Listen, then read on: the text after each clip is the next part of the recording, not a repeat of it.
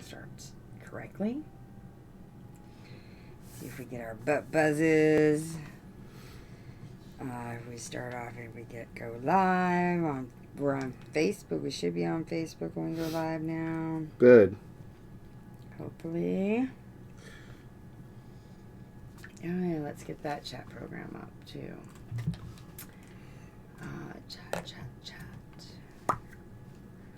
Open in browser.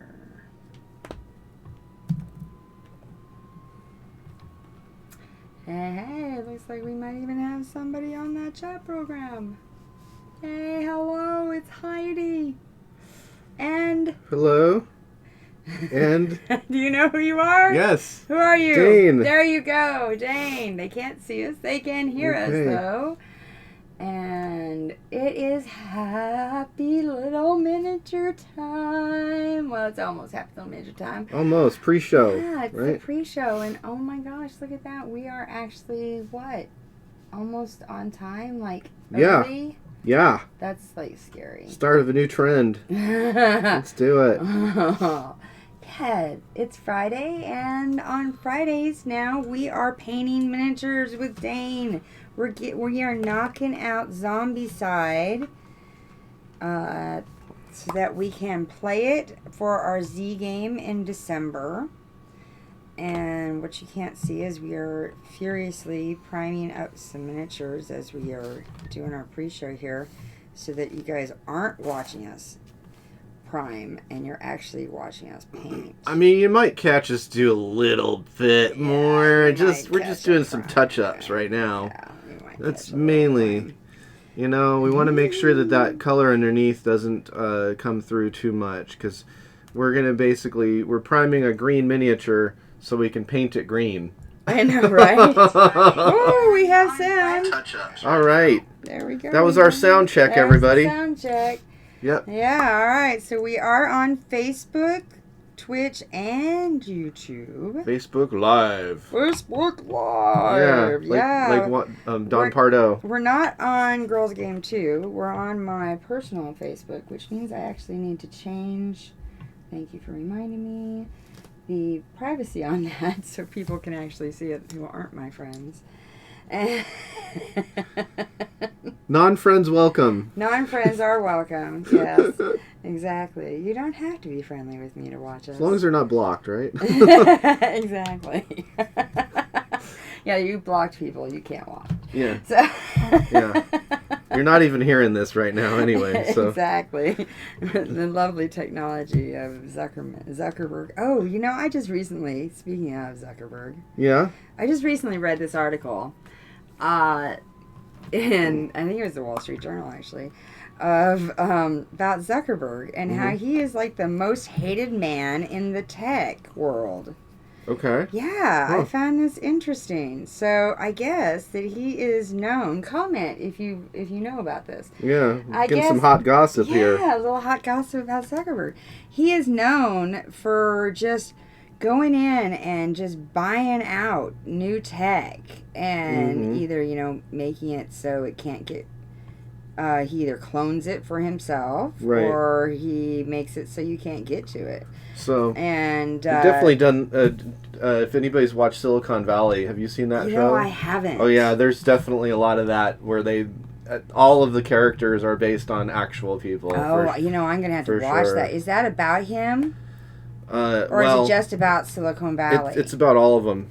Interesting. All of them. Yeah. Well, any of them you could imagine, even Tesla's in there. And so, you know, all this stuff that's happening in California with the fires and the electricity and PNG and... Yeah, bankrupt. And all of that happening where, you know, a lot of people are out of power. And so they don't have internet and they don't have water. They don't have electricity. They don't have the basics that we as a society count on for our foundation to survive and as a culture. And so especially in Silicon Valley they really count on this. Yeah. And so there are a lot of industries that are considering moving out of California, and California is really like becoming almost like a third world country. Unlivable. Yeah. The rent is too high, and yet they don't have access to basic. And I think a lot of the country, I think, is oblivious to what's happening there for some reason, because I don't see a lot of news stories. I don't see a lot of people talking about it, even on Facebook and social media.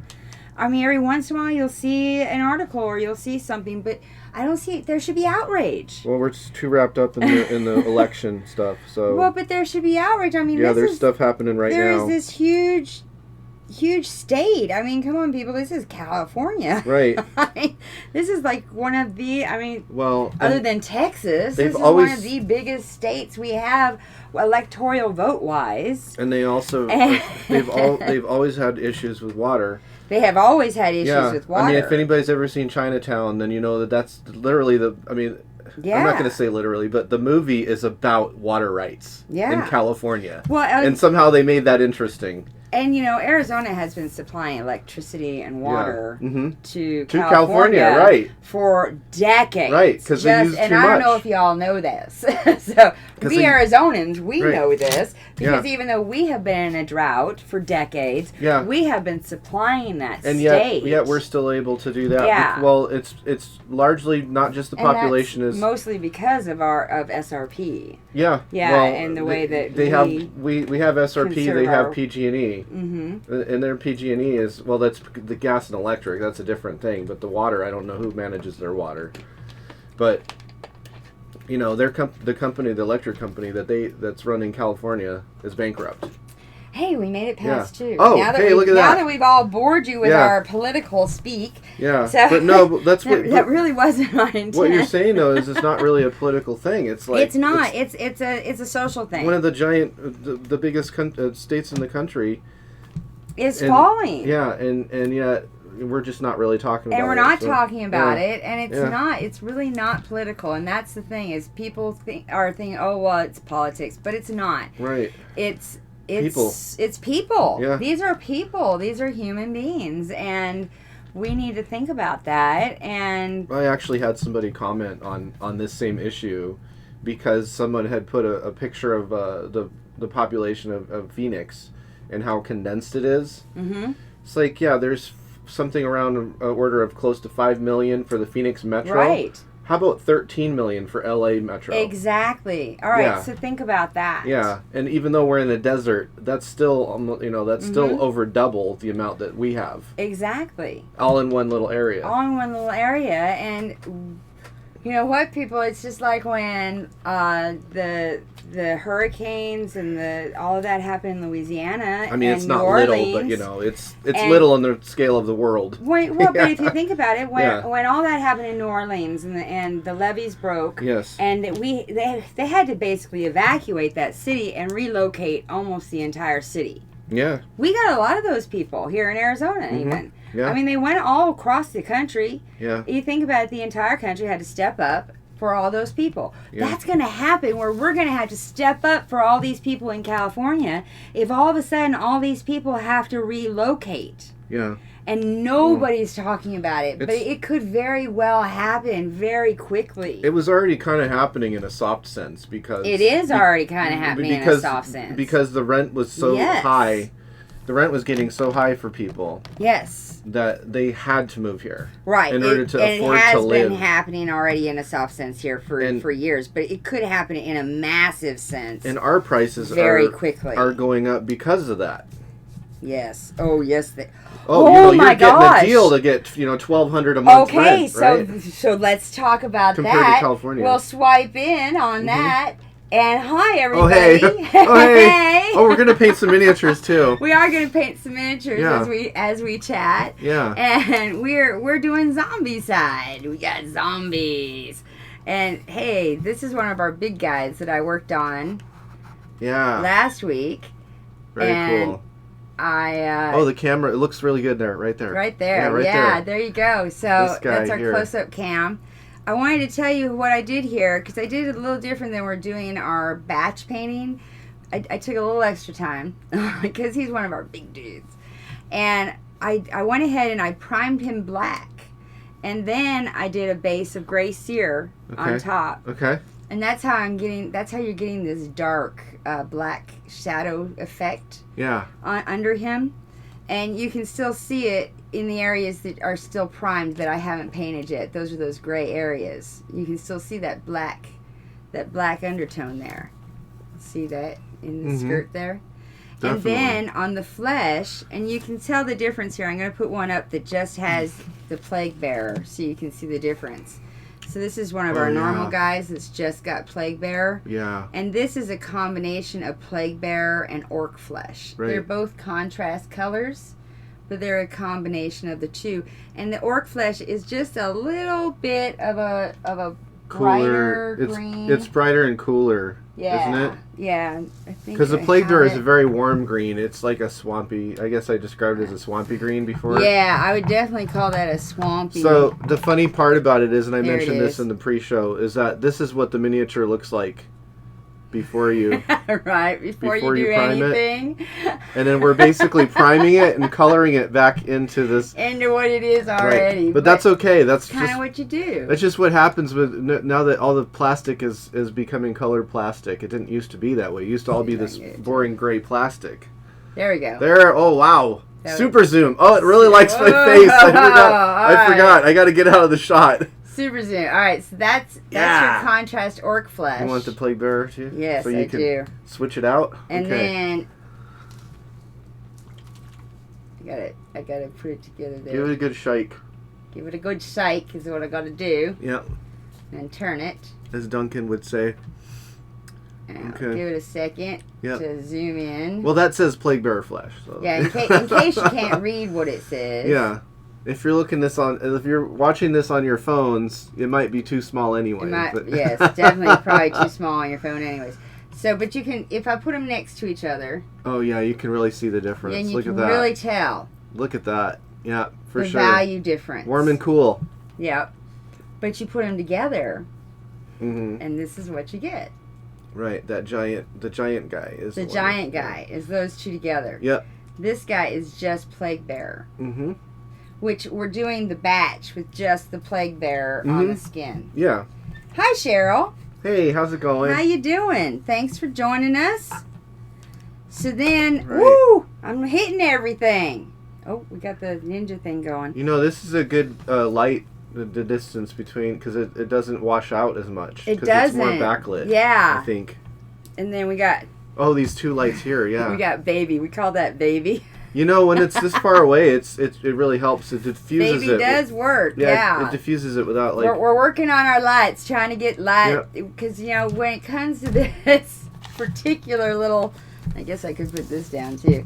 No, that doesn't help. By the time we get to show 200, we'll have this sorted out. We're going to have it done by show 200, I swear. That's our goal. Right? Exactly. What are you going to be painting by then? Warhammer? Oh, we'll definitely be painting Warhammer by then. Oh, yeah. You're like, you better be painting Warhammer. Did you say Warhammer? Uh-oh. It's like, we better be painting Warhammer by then. You know, my favorite one is Tzeentch. You know that, though. Tzeentch? Yeah. Now, is that a character? It's one of the four ruinous powers, one of the chaos gods. So now I got sidetracked, but I was going to talk about this new retirement home that's being built in Tempe. At ASU. At ASU. It's right next to the art building, too. Yeah. Is it? Yes, it's right across from the art building. It's so ridiculous. Well, and it has an art museum in it, too. In the retirement. In the retirement home. Oh, my God. So this is a luxury retirement home. This is why I didn't get hired there. Being built... So it's being built at Millen University in the heart of downtown Tempe. And it is supposedly new resort luxury living for the retired. The condos in it start at $380,000 and go up to $800,000 to buy, and then they have a monthly maintenance fee of $5,000 a month. Yeah, I know. That's the maintenance fee. But wait. Do they have an HOA? Well, that's kind of what the HOA is. $5,000 a month. Yeah, it's $5,000 a month. And they're sold out, people. Right. They're sold out. That's what shocks the shit out of me, is they're sold out. They are age 62 and up. Yeah. they even though we mentioned this before, even though the retirement age is like 67 now. Yeah, the retirement age starts at 65 now. They include, you can go back to, now I don't know if they include actual enrollment in ASU, but you're able to go and enroll in classes at ASU with, it's supposedly for the lifelong learner.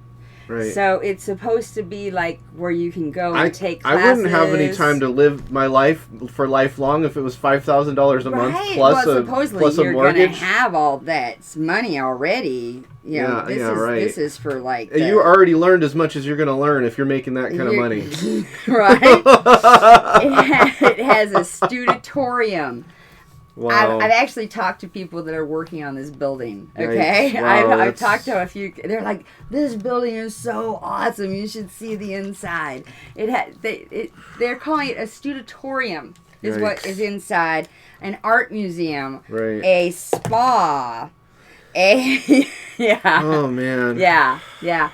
The penthouse. I have talked to people who have worked on the penthouse on this place. Yeah. Oh, I hear the penthouse is to die for. Yeah. Now, my first thought was, I wonder what kind of sugar daddies are going to live in this place. Yeah. Because that's the only thing they could afford. The only kind of people that could afford it. Right? Or like the Ed Kosh's. Yes, I know he's dead. $5,000 a month? And, yes. And that's after you've already paid the almost $1 million to get yourself in there. Right. Yeah. Yeah, so that's $600,000 a year. Right? Oh, wait. I did that right. No, it's $60,000. $60,000 $60,000 a year. Which is, let me think. How much do I make in a year? About 16. So that is more than, I think what the average medium income is for middle... A whole family. Yeah, for the middle age. Oh, it's way higher. Income. I think middle income is, I think middle income is double that, I think. Oh. I think low income is at 60,000 now. Oof, it went up? I think it went up.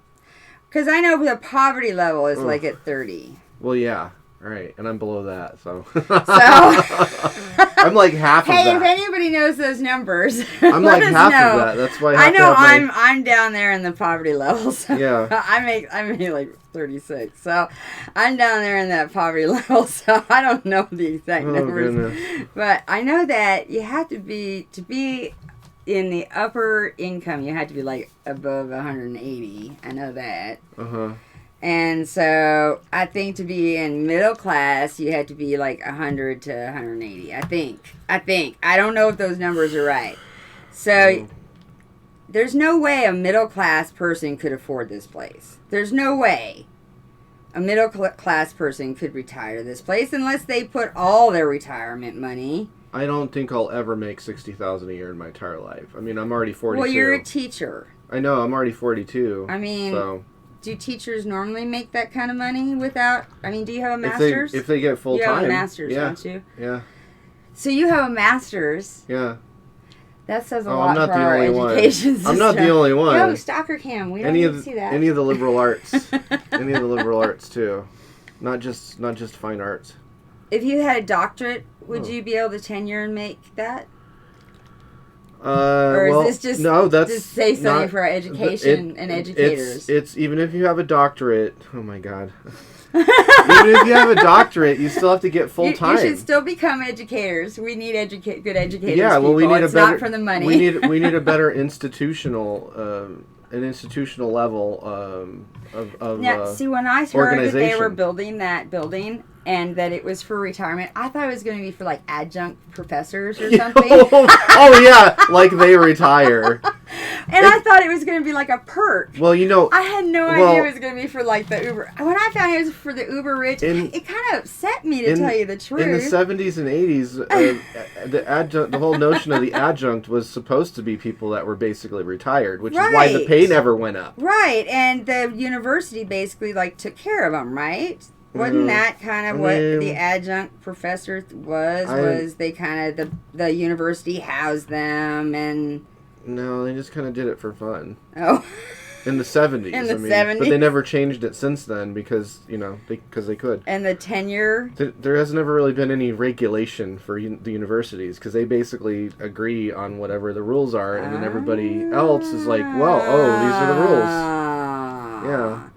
So we need some regulation, is what you're saying. I think so. Or just, what it would take would be... It's so Republican of you. Well... to be pro-regulation, right? Yeah. Right. It really is. I don't even know how to respond. You don't know how to respond to that at all. Yeah, because it's more about deregulation usually. Actually, originally the Republicans. Well, originally, right. We're all about small government. The first one was Lincoln, right? But something changed. Something definitely changed. Oh, yeah. Yeah, okay. Yeah, well, yeah. But that's because Reagan needed the Southern Baptists to get elected, and so he made all those Democrats Republicans. And then all of a sudden, we had religious Republicans.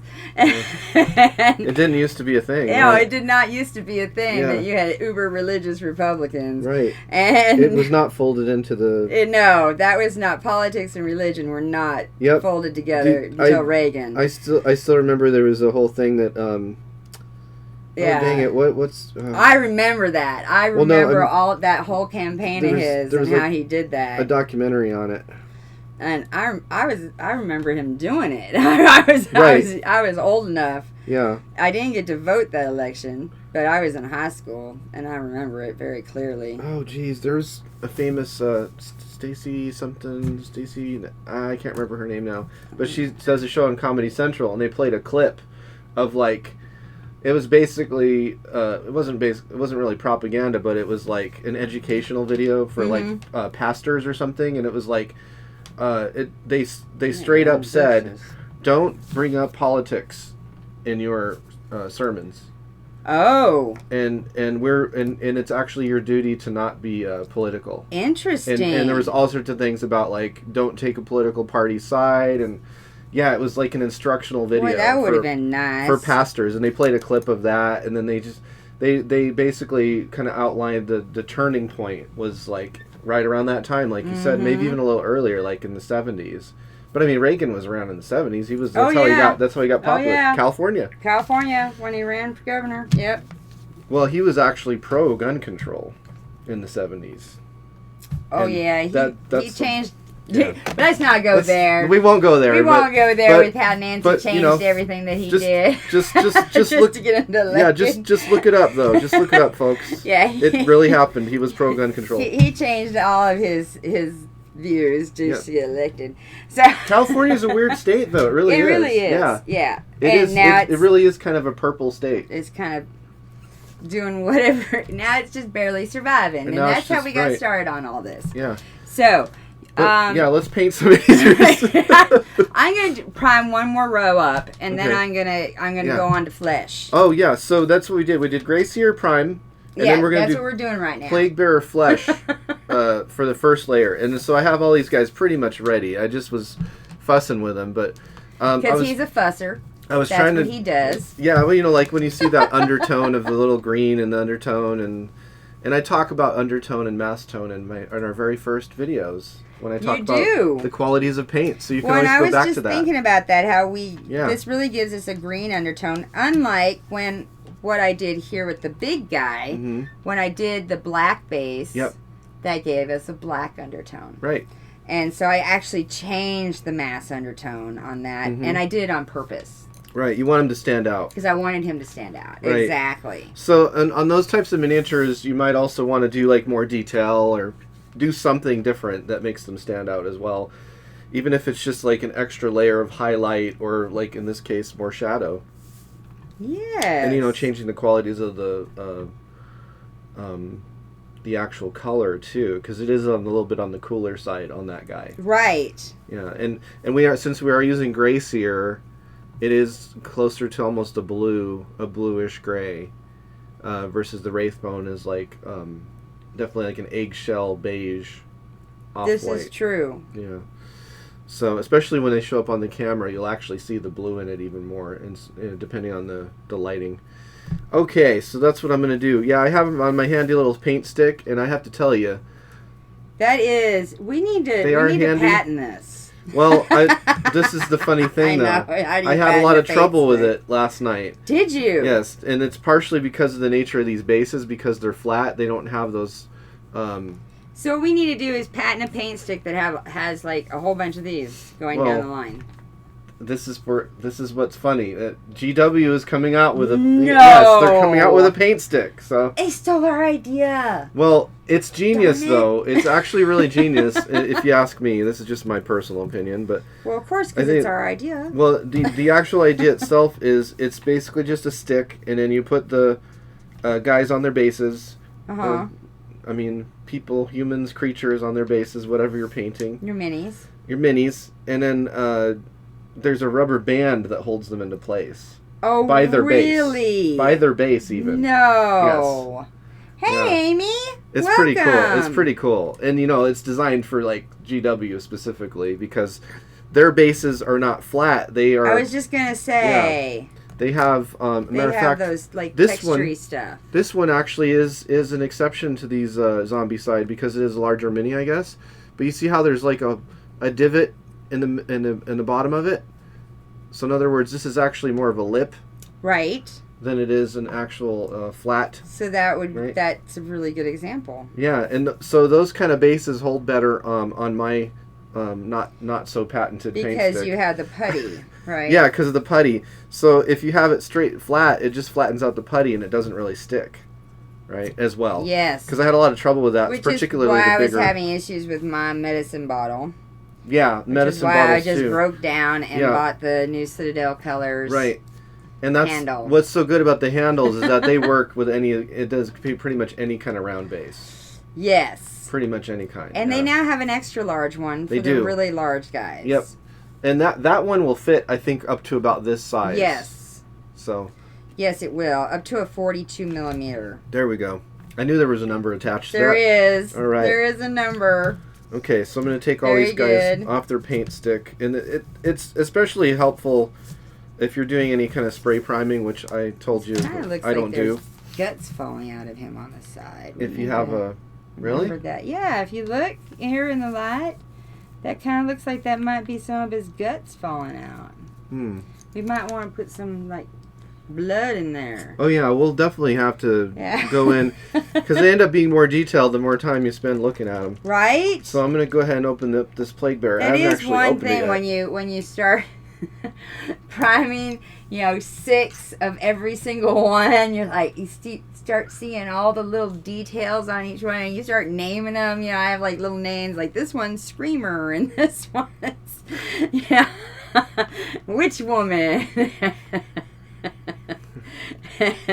there's these 2 big guys that have like the lead across, but one is shy and one's like in your face, because they both one turns his head and one looks you right in the face, and so because their heads are different, because they're all just a little just the heads too. Yeah, see, their heads are different. I guess I didn't notice that. Like, one of them has got, like, a... Attention to detail, people. I can't Attention to detail. Really tell for sure, but it looks like some kind of mask on or something. Oh, no, he's wearing a wolf cape. Oh. So he's got a wolf's head over his head. Oh, my So it's gosh. like there's 2 sets of teeth there. That's not confusing at all. So that took me a minute to see. Yeah. I'm having to use my magnifier right now. So I'm doing the Plague Bearer on top of that Gray Seer contrast. That's going to be real fun to paint. Yeah. I thought I would try the big guy first because I'm just trying to get back. And so it's also bottom 2 jaws on the bottom. Okay. So it's like he's got his head in a wolf head.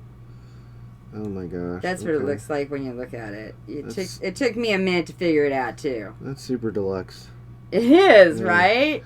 Yeah, for sure. Especially just for a horde. And this stuff, as you might remember me telling everybody, this stuff does dry fairly quickly, and you do just want to keep moving. You don't want to try to go back in your previous layers. Do the Dory song. Just keep moving. Just keep moving. Move it. I don't know about Dory. I've never seen. How do you not know about Dory? You never saw Finding Nemo? Oh, that Dory. I thought you meant Dora. I'm thinking Dora the Explorer. No, yeah. Dory, not Dora. Okay. Dora is the Explorer. Yeah. Which I never watched because I didn't know Spanish. Oh, okay. And I didn't realize that I could learn Spanish by watching exactly. That was like the purpose. For bilingual. Yeah. Well, right. As an adult, hindsight, right? Yeah. And actually, I don't even think they had it when I was a child. Dora the Explorer. Because I had like Sesame Street and the Electric Company and Schoolhouse Rock. I think it was definitely like a 90s thing, or probably early 2000s, mid 2000s even maybe. And I had been married like 15 years at that point, so.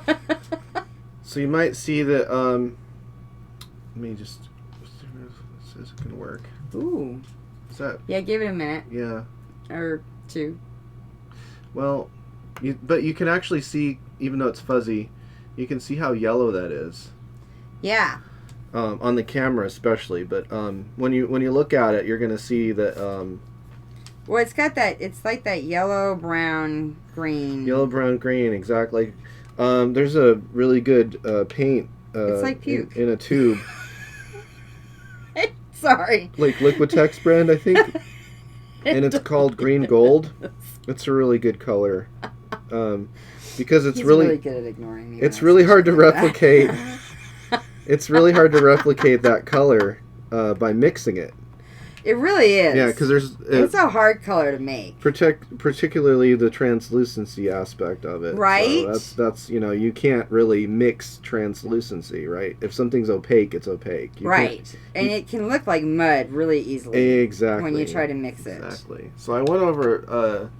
You saw me do a little cheat move where I swiped another layer of paint just now. Sometimes you can get away with that with this contrast paint, but let's see how it looks on that. We got too much shadow, but that's kind of a cool... Yeah, that one's going to be shadowy. Zoom! You're going to do better here. If I move these, if you put it next to him. Yeah. So you can see it's really yellow. Yellowish. Green gold. So that's that guy. Did first looks on that. So on the palette, look how dark that looks. But that's because of the mask tone, right? Mm-hmm. Because the paint is pooled up. The undertone is this right here, that green gold that you're seeing on the edges, right? So it's actually not quite this dark in real life. Just the camera's lying to us because cameras lie. They like to lie. They really do, especially with colors. Except with weight. Well, they lie with weight, but they don't lie the right way. I'm going to go ahead and do this other one. This other big dude with that same thing. Plague Bearer Flesh over Gray Seer. And I'm just, paint fairly slowly. It's funny because this does save time, but you have to actually slow down. And I mentioned that before. It's true. When we were working with it earlier. Yeah. So, it is very true. You can't just slap it. No. I mean, you can, but you can't. Yeah, exactly. It's a different type of slapping. And you're kind of mopping it on, right? That's a better way of saying it. Mopping it on. Yeah, like you don't mop a floor. You don't mop a floor by just swishing it around randomly. You kind of have to have a little bit of a... I'm getting wild here. A little bit of a pattern to it. This is the Screamer. What's that? This is the one I call the Screamer. Oh, the Goblin? Yeah.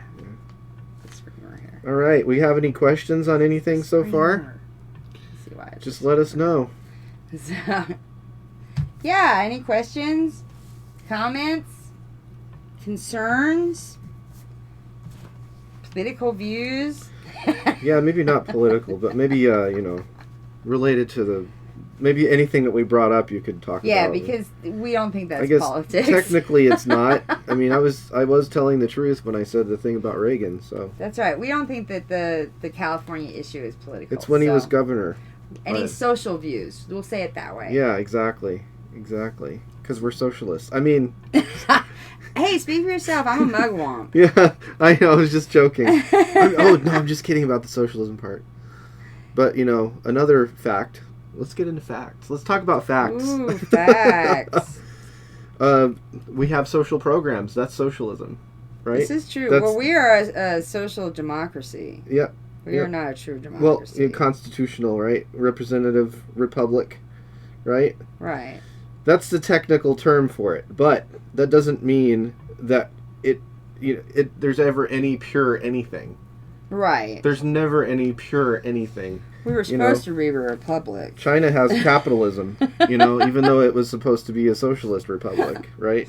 Now we're definitely talking politics. I know, but I'm just pointing out the definitions don't always work as a hard definition. Well, that's because most people have no idea about definitions. Most people have no idea what communism is, what socialism is. What it's actually supposed to be. Right, what the actual definitions are. And we've had really bad luck having the definitions make any sense because tyrants took over in those cases. Well, this is true because most people try to look to history for definitions instead of the dictionary. Yeah. Yeah.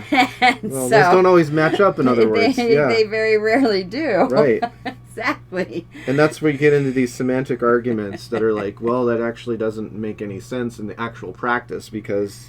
Well, that's because very rarely does an ideology work in actual practice. Exactly. Yep. Because in a pure form. You have humans that are practicing They mess it up. Exactly. And very rarely does anything happen in perfection. So you see this undertone happen now that there's no more pool of paint, right? So it's all thinned out. So that's kind of how this contrast works. It works on the mass tone undertone principle. So your mass tone is going to pull into the recesses, and your undertone is going to be your highlights. So you can make that into a total political thing right there. Mass tone undertone? Okay. The haves and have-nots or something like that? Well, yeah, you had the undertone of society, and it gets covered up with the mass tone of... Yeah. Okay, I'm going to shut up now. Okay, and no problem. Okay, so we got both these guys ready to go for the first color. Your undertone always comes out. The first color, yeah. Let's see if we can get it to where we... Come on. I always have to think in reverse with the camera. Oh, we have events. Oh, yes, you do. Yeah. I was just going to say... Yeah, go ahead, tell them. So we've got a thing called the Grand Avenue Festival. Yes. And that is tomorrow all day on Grand Avenue of all places, believe it or not. Right, and the Sesame Street anniversary is airing at the same time. Right, and there will be a little get-together for that after the festival's over. I'm not sure if it's going to be that late. I have a feeling Stacy's probably going to do it, before the festival's over. Oh, okay, so that'll be like during it, isn't it? Yeah, because the Grand Avenue Festival runs from 11 a.m. to 10 p.m. Wow. So yeah, that's a long time, right? That is a long time. So I'm not necessarily planning on being there all... How many hours is that? I don't know. All day? And all night? Yeah, it's 11 hours. It's a while. I'll probably be there from 11-ish. Now, are you doing any painting? What are you doing? Oh, no, I'm not doing anything other than just walking around. So. Oh, okay. But I've got art. You have art on display, right? Yeah, I have art on the walls at Cobra Flute Gallery, which is on 13th Avenue in Grand. Okay. And that's right next to the Barrio Cafe. All right. So you can't miss it, because the Barrio Cafe is right on the street corner of 13th Avenue. Awesome tequila, mead flights, as well as fantastic dirty chais. That might be the Charo Hipster you're thinking of. Oh, is that the Charo Hipster? Barrio Cafe is like reservation only, so you can't just like walk in. Oh, you're right. Yeah, unfortunately. I've never actually eaten there because, I am thinking of the Charo Hipster. Charo Hipster's awesome. It's yeah, go to the Charo Hipster too. And then but it's just down the road. It's just down the road, right? Exactly. Yep. It's on Grand Avenue. Yep. It's just north of the gallery that I'll be showing stuff at. Yes. And I have never eaten there either now that I realize where it is. Because it is one of them fancy places. The Barrio? Yeah, yes, the Barrio. Yeah. Because Charo Hipster is pretty fancy too. And I have eaten there though. Because they've even got... They have really good cow salad. They've even got mezcal. So, yes.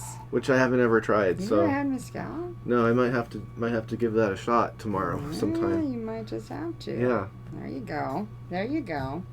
And they have really strong margaritas, only $5. House made margaritas, and they're really strong. I had one, and it was like having two anywhere else, pretty much. They're not huge either. It's like about they got what they need in them. It's like up to here on my this many ounces, maybe about this many ounces. They're only about. It's just like the perfect drink size. About 16 ounces. Yeah, it's not like one of the big, giant things. Right. Because you don't need it. No. Trust me, you do not need it for this margarita. So, it keeps showing me. It likes you.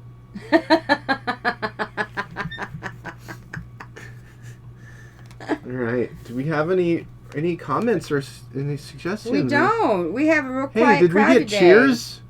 Did we just get some cheers? Did we just get some? No, we did not get cheers. Oh, they're right. It would say right here. cheers. Oh no, that's from before. That's from October. Oh, okay. Yeah, that's a history. Did you do do they do like fundraisers, or does that just happen? Well, normally that just happens. Okay. But we actually do have a raffle coming up. It was supposed to be starting yesterday, and I didn't get it in. Okay. I am going to get it set up, I swear to you. Okay, raffle. It's going to be a holiday raffle. We're going to be raffling off a couple of badges to Arizona Game Fair, and we're going to be raffling a game, and some Meeple game sets, and some stuff like that for the holidays. Cool. And to get some subscribers and some people to be watching our channel. And to follow us, and I just gotta get it all put together and set up and put out there. Like, follow, subscribe. Yeah, like, follow, subscribe, sign up for email. Nice. I need your information so they can like, follow, subscribe you. Sure. That kind of stuff. Yeah. So I'm gonna promote all of us. Okay. And yay! Yay! Yeah. And we'll if you want to donate something for the raffle, from like a mask or something. Okay. I don't know if you have anything, but... Well, what's the deadline? Can I bring it next Friday? Yes. Okay. Yeah, because I probably won't get it done until next Friday. Sure, the prize control is still open. It is still open. Okay. Exactly. Yeah, because it's going to go until right before Christmas, so that I can get the stuff out. Yeah. At Christmas time. Great. To people. Sounds good to me. It's going to be like our holiday raffle. Holiday raffle coming up. Yeah. Okay, so that's another event. So. Yes, and then this weekend.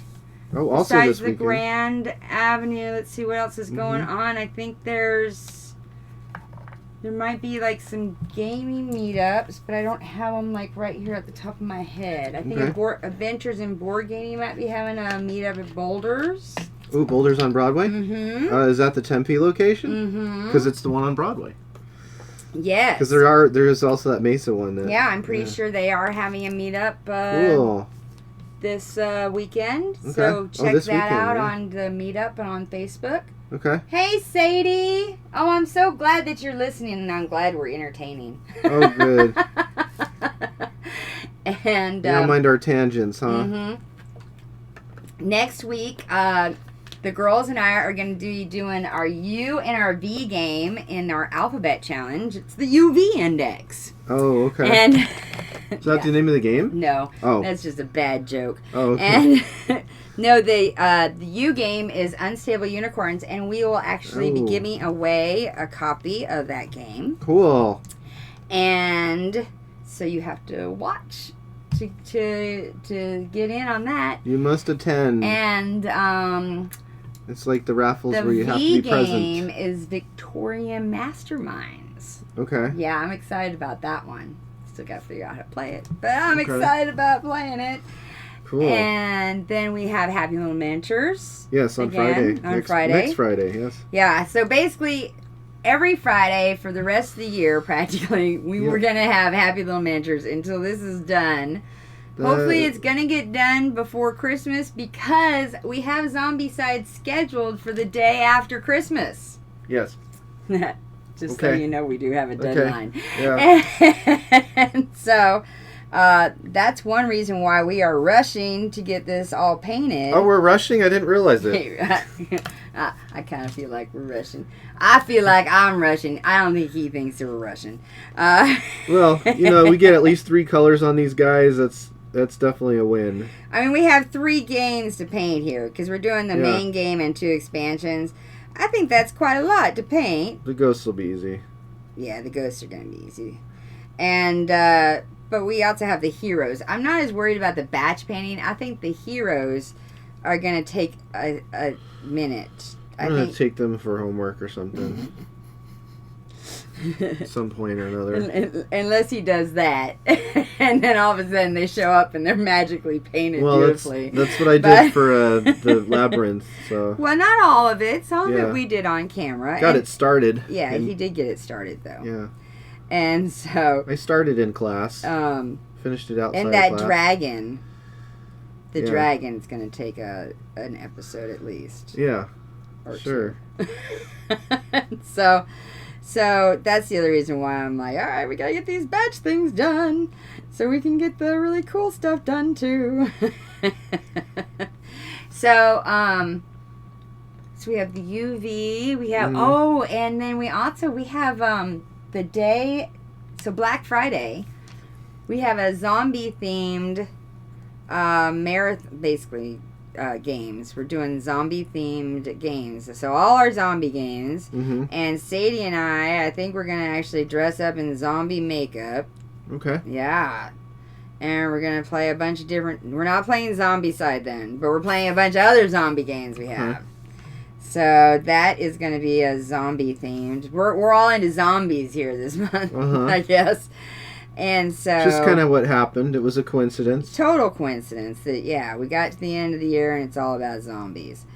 Then the first week in December is kind of a extra special week. You know why? I do not know why. Why? You should. I was painting, so I was just kind of zoning out. It's because it's a birthday week for... Oh, is it? For me and for Dane. Oh, okay. Yeah, it's both our birthdays. I guess I forgot that. Did you forget that? You totally forgot? That it was both of our birthdays. Yeah, so Dane has a birthday as well as I have a birthday. So cool. We're going to have some birthday shows that week. Okay. And so we might actually... We'll either have an extra special miniature for Dane and I to paint. Yeah. And maybe like a beholder or something. Yeah. Oh yeah, you brought it. Yeah. Yeah, we did. That was the other thing we did last Saturday. Yeah. That was just last Saturday, wasn't it? It was Beholder Day Sure at enough. Game Depot. Sure was. And Dane and I went down and we both painted a beholder. I think mine's behind you over there. Yeah, I think it's behind you over there on the shelf. Let me see if I can find it. Dane did his really cool in kind of like a comic book way. I really kind of like the way Dane did his, to tell you the truth. After he did his, I was like, now I kind of want to do one the way Dane did his. Well, we'll definitely do at some point, we'll do some kind of show where let me just... Yeah, just move those. Knock those guys off here. Check this shit out. Actually, let's, even better, let's do it like this. Yeah, that works. Look at that. I'm happy with this one, actually. Isn't that cool? I love the way that this turned out. That's why I said after you did it, I'm like, now a bunch of people like joked with them. They're like, "Or are you gonna finish it?" Yeah. And like, what? When are you gonna start? Or when are you gonna start? And I was like, "Oh my god, it looks so awesome! It looks like one of those black and white comic books." It's supposed to be kind of like Frank Miller style. Exactly, Yeah. And I loved it. Yeah. I loved it. And then I went the complete opposite of that and went really wild color-wise. And I was, it took me a minute. At first, I wasn't pleased, to tell you the truth. At first, I thought it was like, whoa, I did too many colors. It's just chaos. And then I decided, you know what? I kind of like it. Yeah. Because it's a beholder and it should be chaos. Exactly. Blue and green and yellow. Yeah. But at first, I was like, oh, I did too much. Well, and you gave me the idea to put a highlight in the middle of the eye. Oh. So yeah. So we have a comment. I'm just Lurking. Oh, I'm just listening. Y'all are entertaining. Listening. Yeah, that's Sadie. Awesome. And so, but I had a really good time. Thank you, Game Depot, for hosting that. Yeah, it was amazing. It was a great little fun. event. It was a great event. Yep. And I hope they do more of those. Actually, because that was really super fun. Actually, let's do this. And I saw the Gaming Goat did a little miniature thing, and I missed it. Otherwise, I would have totally gone. The what now? The Gaming Goat. They did a little miniature painting thing that I missed, and I would have liked to have gone to it. But a little better light. Yeah. And so, and I really like them next to each other. I like the contrast of the two. Contrast? Contrast. I used all contrast paints, and I think you mostly did too, I did too. I used all contrast paint, yeah. Even on those lightning bolts. And that was the other thing I did that everybody was like, oh, that worked. Yeah. So on those lightning bolts, I used that new yellow I got. The new yellow. Do you remember the name of it? It is Contrast Nazreg Yellow. Oh, okay, yeah. I think that's let's see if an orc. I can't remember. It's gonna come up. But it's like an amber. It's like an amberish yellow. Kind of an amberish yellow. Yeah. I'm hoping it's gonna zoom in so you can see it. Here. Try it on that one. Yeah. That one zoomed in immediately. Look at that. Like you put it in exactly the right spot. I was like, boom, there it is. I'm tired of that camera. Like, okay, I'll behave. Okay. Yes, ma'am. Oh my gosh. Okay.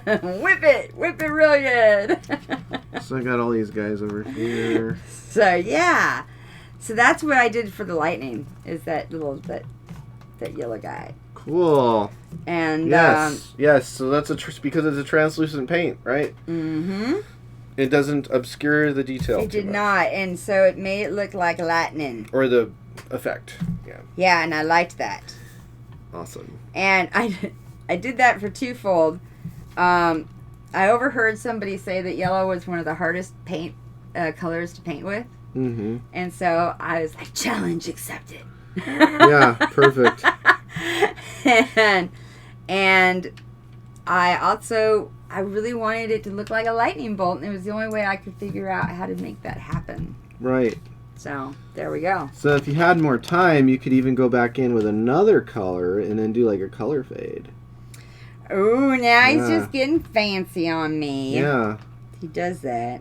Yeah, it happens. This is why he has miniatures that he's been painting for years. Yes. And they're still not finished. Exactly. It's because he just keeps going back in. Yep. I did that with the one the dude. Huh? There's a dude that on his thigh. Mm-hmm. This isn't him. Ooh. It must be the next one. Did you see what's going on with his arm there, where it's like there's a chunk out of it? So that's the dude with his thigh. So he either has. So these zombies have horrible mold lines. Yeah. And we didn't even try to clean them because they're just too much. Well, so that's the thing. Hi, DJ Willie. Or I didn't try to. Hey. You're welcome. Awesome. Thank you for following. Yeah, like, follow, subscribe. See, I'm starting to get it, right? And thank you for being we're part of Stream Arizona, and he's one of our Stream Arizona fellow streamers. Thank you. And thank you for stopping in. So I have gone when it's been really bad. So there's a couple of spots that are really bad where it looks like they have warts. Literally, it's not just a mold line. Mm-hmm. It literally looks like they have like cancerous tumors or something. Uh-huh. And it's not like they're supposed to. Like, it's not like we had some zombies that had boils. It's not like that. Sure. This was something that wasn't supposed to be there that should have been. That's a mold line that's like a mold boil. Okay. Okay. Yeah. And there's a spot on one of the legs that you can either leave it as a giant mole, or you can pop it out. But when you pop it out, then he ends up having a giant concave in his leg because of the way that it doesn't pop out flush. Ah, okay. So these are your choices. Yeah. You either leave it, you can't cut it flush, even with the fancy Citadel mold line cutter.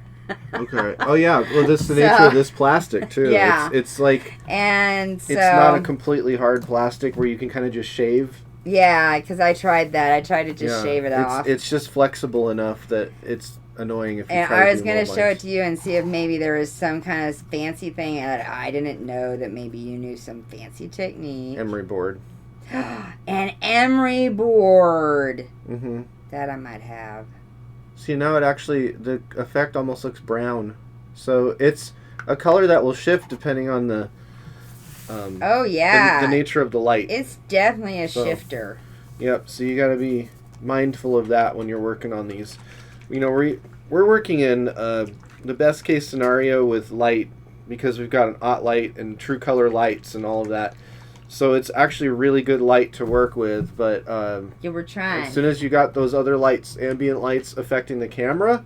Thank you for auto hosting. Go ahead. Oh, no problem. It shifts the effect of what you're actually seeing. Because what you're actually seeing is fairly consistent, but the camera is constantly confused because it's like, oh, which light do I choose? That's basically what's happening. That is what's happening. It's like, oh, there's so many different types of light here. Mm-hmm. I don't know who to choose. I'm just going to cheat, and then whichever one. It's like a virgin at an orgy. Too many choices? Too many choices. That's what the keys are for. That's a key party. Yeah, that makes a decision for you, right? Yeah, that's a little different than an orgy. Oh, okay. Well, usually the key party is before the orgy, right? Yes. Or during. Yeah, or during. So we're covering all the we're totally all the covering all the topics, aren't we? Yeah. I've heard told. You've never been to a key party? No. Oh, I've heard told. Now we're gonna learn something about you. Oh, okay. That's a different webcast. Yeah. Well, it depends, but normally, yeah. So either the male or the female puts the keys in. So you can't have both. Right. So you either have one or the other puts the keys in, and then whoever didn't put the keys in pulls the keys out. Right. And then you get matched up with the keys. Yep. Hence the key party. Kind of like spin the bottle, but a little bit more advanced. A little more advanced. A little bit more advanced. Just a tad. Yeah. Yeah. I'm trying to think back. I don't think I even played that. 3 minutes in a closet. I don't. Really? No, I never played that either. Yep. See, do they even play these things still? Oh, who knows?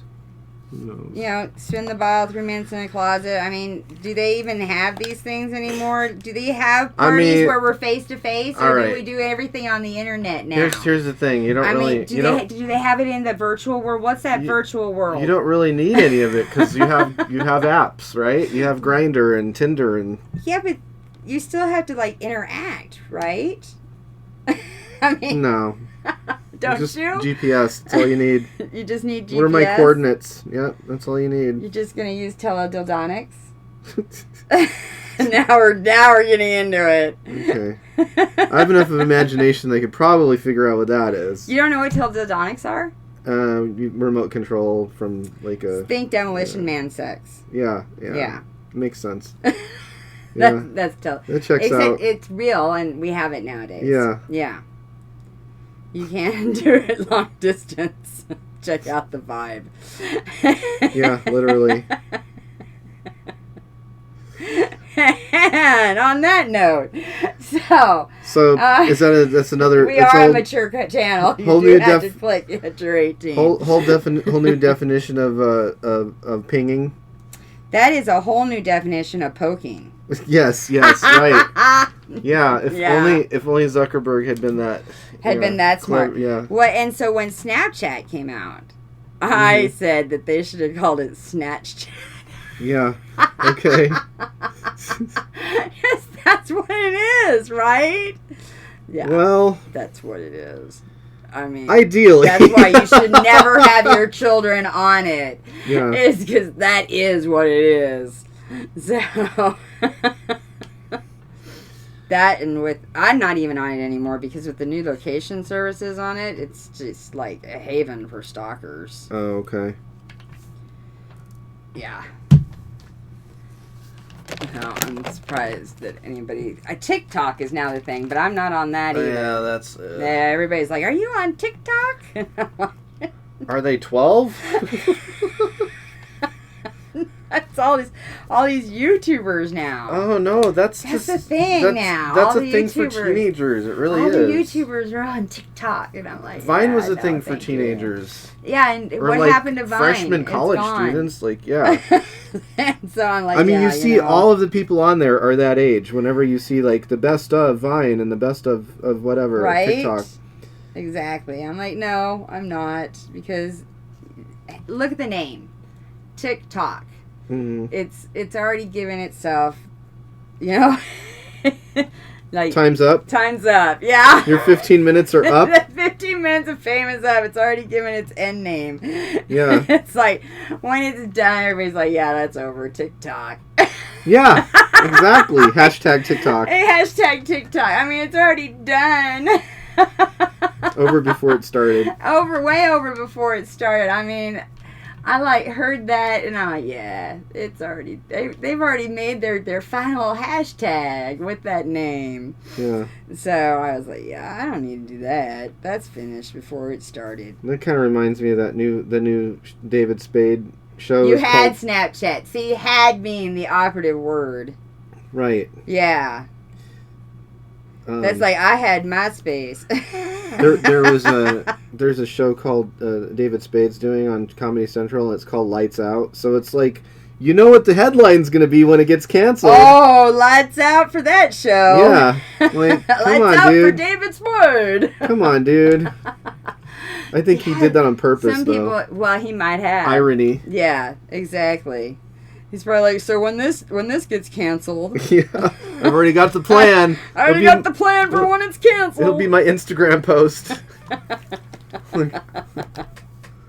See, people, you're supposed to make the plan for when you're successful. So that's what I did with my name. You know, the thing with someone like David Spade is he doesn't have to work another day in his life if he doesn't want to. I think that's probably true. That's kind of the attitude of the whole show. Is where they just do. Like, oh, let's try this time. He should have been like stage left or something like that, right? Let's try this segment. Yeah, David Spade stage left. That would have been good. Yeah. Because then we would have been like, oh, maybe this is like something different from him. Right. He knows he's at the top, so now he can do anything he wants. But lights out, that's like, this is his final stuff. He's at the top in the way that, like, he already peaked. You had MySpace twice. Both times it wasn't user-friendly, accessible. Oh, yeah. MySpace, I remember it always took, like, forever to set up your MySpace. And then you're like, check this stuff out. And then whenever anybody would check it out, it'd crash. Right? You'd be like, okay, wait. Hold on, I got this. This is a virus. Did I install a virus or an app? Right. I actually never used it on my phone. I don't think... Did they even have it as a phone app? It's that far back now. I don't know if they did. Because phone apps didn't really start taking off till about 2008, right? 2007 I don't think they did. 8? I mean, I left MySpace in the 90s when Facebook started. Because, when it really started, right? Like way back. Yeah, like when it first started. Truthfully, I went to Facebook because my niece and nephew were on Facebook. Yeah. And they were young. And I'm like, oh, well, if they're going to be on social media, I need to keep an eye on them. Okay. And they were like, oh, MySpace. I'm not doing MySpace. That's for old people. And it had just come out. Yeah, pretty much. And Facebook, I didn't even know what like Facebook TikTok, right? was. Yeah, exactly. I didn't even know what Facebook was, and I'm like, all right, I got to figure out this stuff now. And I remember I only had Tom as a friend when I first started. Yeah. Everybody had, and I'm like, who's this Tom guy? Everybody had Tom as a friend. And I thought he was a MySpace guy, right? Was he a MySpace guy? I think he was the MySpace guy. But he was on Facebook. Yeah, he was. He was on Facebook. But I think when you first started Facebook, there were a lot of people that did like joke accounts with him. Yeah, he was like everybody's Facebook friend. They used his face as the profile picture. Exactly. That might be why you thought that. I'm pretty sure it was but he was probably on Facebook too at some point. He had to have been. I think he was the guy who like told you how to use Facebook. Yeah. He's like Clippy. He was the Clippy guy. Yeah. You guys remember Clippy? From Microsoft? Oh. God. So yeah. that is why I started on Facebook, was to basically stalk my niece and nephew. Okay. And then my whole family got on Facebook. Mm-hmm. And so then I couldn't get away from my family. Oh, okay. And then everybody did Facebook. Yeah. So then I had to move to Instagram. The end. To get away from them. Yeah, Instagram. I love Instagram, actually. Instagram's the best. I really do. Even though they don't like nipples. I mean, no. Female nipples. They love... Male nipples are fine. Male nipples are totally fine. Right? You got a single female nipple on there. It's kind of interesting, all this stuff that Instagram does not like anymore. And it's only because of the users, though, that are being trolls or bots. Yeah. They do have bots, for sure. So, because I was on a private account. I used to... And they still got banned.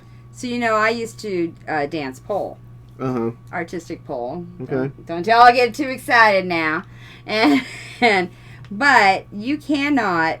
I'm a member of a lot of groups of pole dancers. Okay. And, we like to post pictures of us dancing and on the pole and doing different moves. Right. But Instagram used to be the only place we could post. Now Instagram is horrid with their TOS because they're calling these pictures pornographic.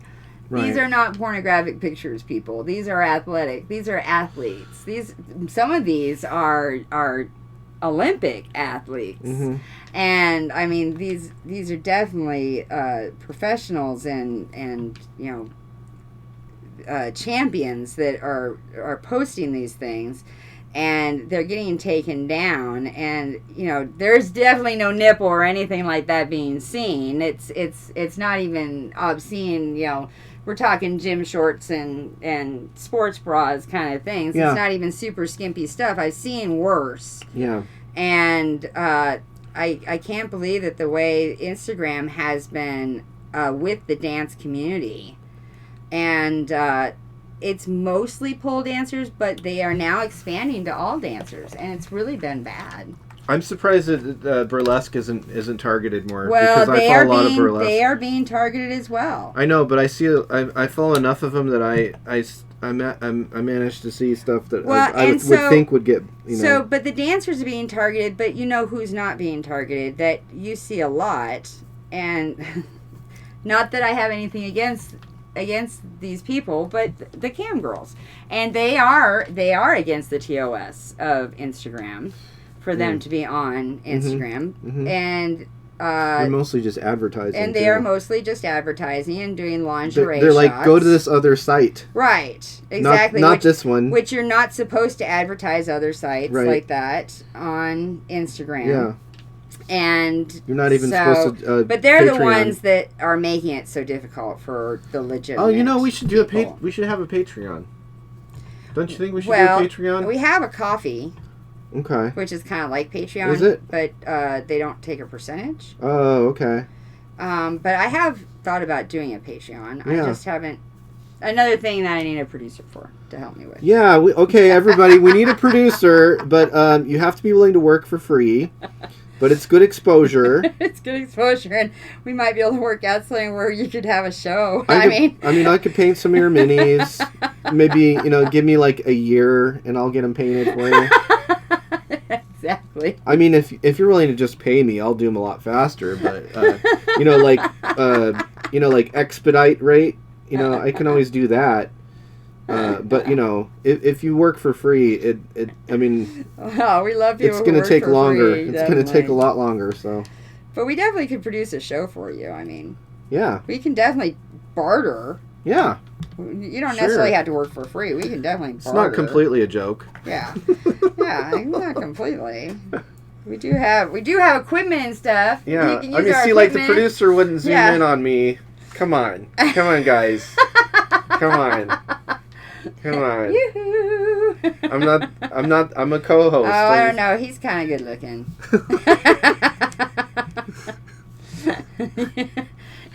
It is No Shave November, right? So, are you doing the No Shave November thing? Sure. Is that still a thing? Not intentionally. Is that still a thing, guys? The No Shave November? Movember? Movember? What does that support?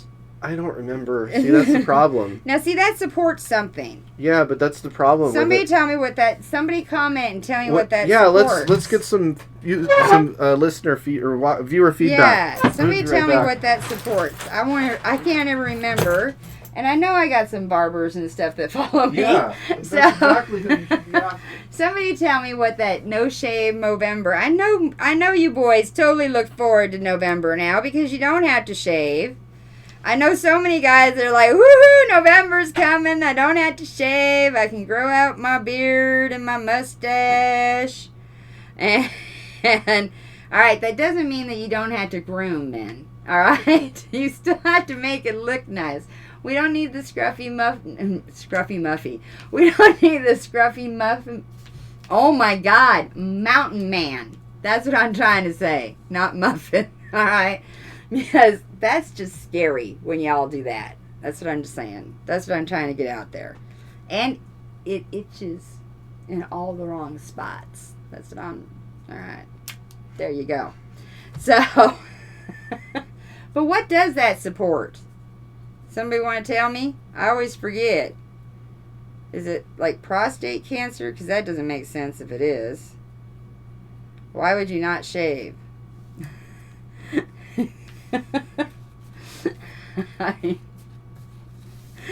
Doesn't make sense to me. Oh, all right. I guess I got 2 rows done. It's time to start putting on some green. So hey, we got a few more viewers. How about somebody comment with something here? Tell us, have any of you painted up Zombicide before? Have any of you played Zombicide? That's a good question, because I haven't. I still have to figure out how to play this. Which we will be playing this in December. And I'm pretty excited about that. What's that? That we're going to be playing this in December. I'm excited about that. Zombicide December. Zombicide December, yes. I am. Nobody has commented about what No Shave Movember is about. Yeah, let's... I was thinking it might be prostate cancer, but that doesn't make sense, except that it's for men. Well, I mean, when it's a gimmick, it doesn't, I guess very that's seldom true. Does make sense when there's a gimmick associated, like the Ice Bucket Challenge. Oh, yeah. See, I still don't even remember what that was. Oh, that's for Lou Gehrig's disease. But I didn't remember that. I remembered the thing, but I didn't remember. ALS. Right, I remember what it was for, right? You know what I mean? It's like, I remember the gimmick. But see, I remember what it's for. What? I remember what it's for. Yeah. Well, but see, it's shocking. See, I kind of got that. But that's probably because I've known people who have had ALS or gotten ALS and died from ALS. And it's a very shocking diagnosis. And so I kind of got the whole thing to where when you get dumped, a bucket of ice gets dumped on you, it's shocking. Okay. Just like the diagnosis of ALS, it's like it changes your life. It's extremely shocking. And, okay. Yeah. It changes everybody's life around you. And so I think that's what the ice bucket challenge That's literally the first time I had considered that was the reason behind it. So I have actually done a lot with the ALS community. Oh, okay. And they have a poker tournament here in town that I have done for 8 years now, I think, since the beginning. Cool. Yeah, okay. A charity poker tournament that I've donated prizes as well as participated in. And so ALS is a charity that actually is pretty near and dear to my heart. And so so I guess if you know the charity, maybe we can figure out what it's all about. Yeah. Tell us, please. So I've worked with other charities too. Autism's another big one I work with. Yeah. And of course fibromyalgia, because I have fibromyalgia. So that's another big one. All right, Plague Bearer. Hey, yeah, we got the... Let's get some Plague Bearer. I'm way ahead of you now. You are way ahead But you did way more priming. I got a lot of priming. So, And I got the trebuchet. The trebuchet. And we do have a catapult too, I think. I forgot to bring it in. I did another coat of that. No, what is this? It's a... Crossbow? Oh. What is that? An arbalist. Oh my god! Wow. It's just a big crossbow. Oh, okay. Big crossbow on wheels. All these fancy names for these weapons. I think it is called an arbalist. Yeah, I believe so. Oh boy. Does it work? That needs to get fixed somehow. What happened? Do we need to Bendy. heat it up? Yeah, we need to heat it up. I'm afraid to break it, so. We can heat it up. So you see that? It's just a little lopsided. It's just a little bit. It would go pretty... I wonder if it would actually go... Like, yeah. It's got a little curve to it. Anybody know if you can actually do that with an arrow? Could you shoot it that way? Make it go in like a slight angle? Or would it just split in half? Do you remember doing It would probably just split in half because it's not straight. Do you remember doing these rats? Yes, I do remember doing the rats, yeah. I don't know if that's the color scheme I want, but they are kind of cool looking. Yeah, that was a weird experiment. That was the first time I'd ever used contrast paint. Did you do that in contrast? Yeah, that's all in contrast.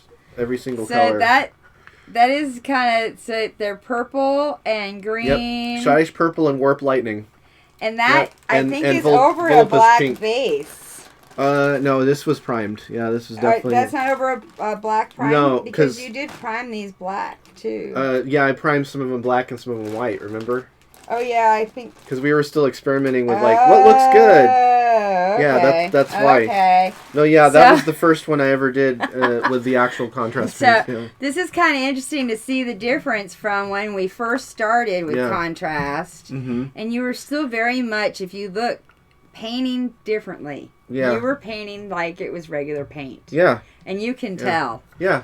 How you can tell when you look at that just the difference. The consistency You've changed how you paint. You have to a little bit. You really do. You paint a little differently with this. And so whenever people say, it didn't work for me, it was just a mess, well, that might be why. That might be why. Exactly. Might be. Not guaranteeing. Yeah. Exactly. Now you did add some medium that to was that, right? That was Plague Bearer on that corner, and then this is the Gray Seer prime. But we're not priming anymore, so you can use this divot here. It's completely dry if you want to. Or I can use that. Oh wait, no! I'm done with the Plague Bearer, so let's just spin it around. Okay, look at that. Is there still some in there? Well, I'll get you some more. Oh, I have some too. Okay. Yeah, we both have Plague Bearer flesh. We actually both have some. How about that? Wow. Well, I'm actually going to move on to Snakebite Leather. Okay. Which is the, now, that is the brown. Are you going to add some contrast medium to that? I'm just going to put it straight on. You're just going to do it straight? Mm-hmm. Okay. Let it be a little darker. Yeah, because the Plague Bearer is naturally going to be lighter. Just the qualities of it. So I still think it's so funny that, like, this is almost exactly the same color.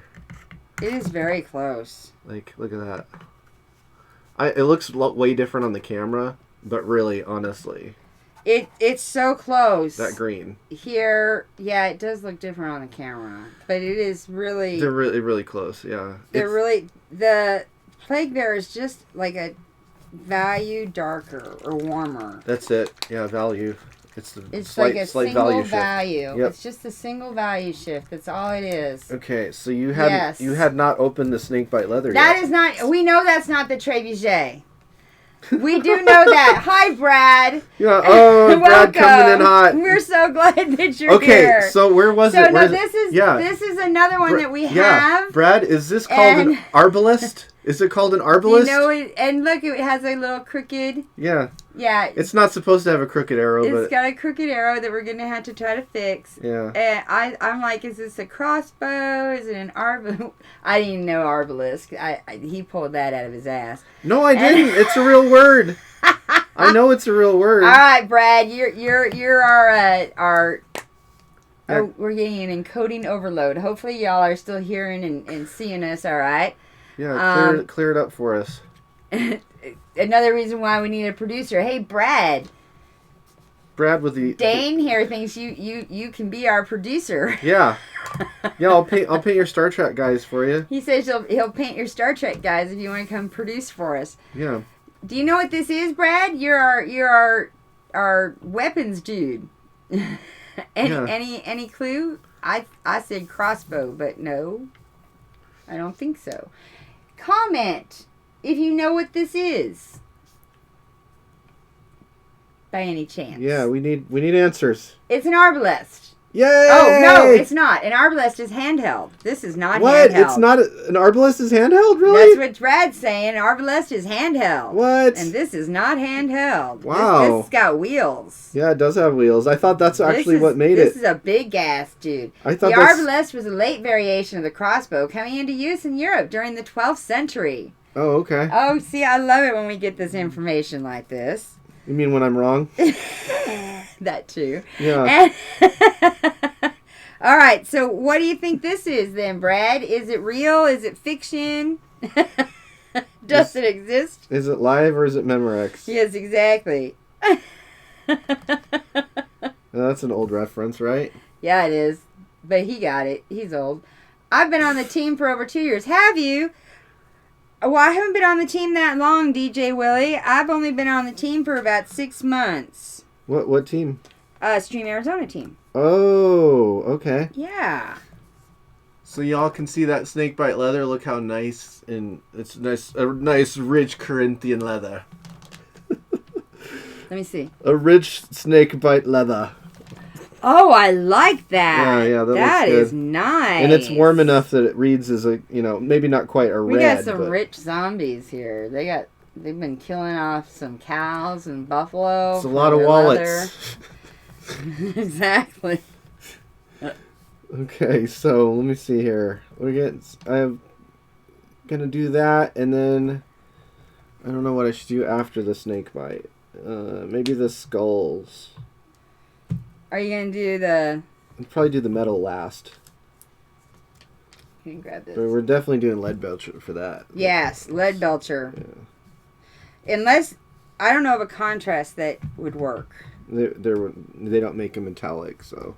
I didn't think so. Yeah, you have to kind of fake that it looks metallic like they have some ways of cheating metallics by doing grays and stuff, but it doesn't look like a metallic. It just doesn't. Well, and then that just doesn't work then. Yeah. Just painting something dark gray does not make it look metallic. No, that doesn't make it look metallic. That is not the solution we're looking for. But that's what they're promoting it or marketing it for, like, on their Citadel Color app and all that stuff as, like, here's how you can do it without using any metallics, and, like, yeah, it doesn't look right. Well, so do they promote this that you shouldn't mix contrast with other types? Yeah, they definitely do. And is there a reason for that? Yeah, it's just different kind of paint. And so they don't think that you should do that on, because we've done it. We have not mixed them together, but put them on the same mini. Oh no, that's not what I mean. I mean, like, if you meant, like, literally mixing them together. Oh. No, they definitely don't. I don't think that'd be a good idea. Yeah, that they don't recommend. Right. But layering it, oh yeah, for sure. That we've done. We definitely layer. And they definitely don't discourage that, so, to put it in a weird way. You mean they do discourage? They encourage it. They basically say it's totally fine and you can totally do it, and oh, they do. Yeah. Oh, okay. I just meant when it came to they want to, for the beginners, they want to promote it as, like, oh, you can use this instead of a metallic. Oh, I hear what you're saying now. Yeah. Okay. Yeah, I cannot figure out this guy's face. It's very frustrating. Like, what's going on there? Is that all plague bearer flesh? Well, yes. All the way around, or is it bandages, or because there's Hold on, let me look that. There's also, like, a metal plate there. Well, did you look at the ones I've already done? The first row. Yeah, but these are just primed, right? No, they're fleshed. They're fleshed too. Oh, let's see the big one here. Well, you did the whole face on that one, but I'm just confused because that doesn't look like that same face at all. It's a different face. This one has, like, a mask on it. That's a different one. Yeah, this is a different face. Look at the other one. There isn't the other one on this one. For that type. I could have sworn I'd done. I probably took it. Oh, he does have a mask on him. Yeah, they both do. But I can't figure out where it begins and ends, and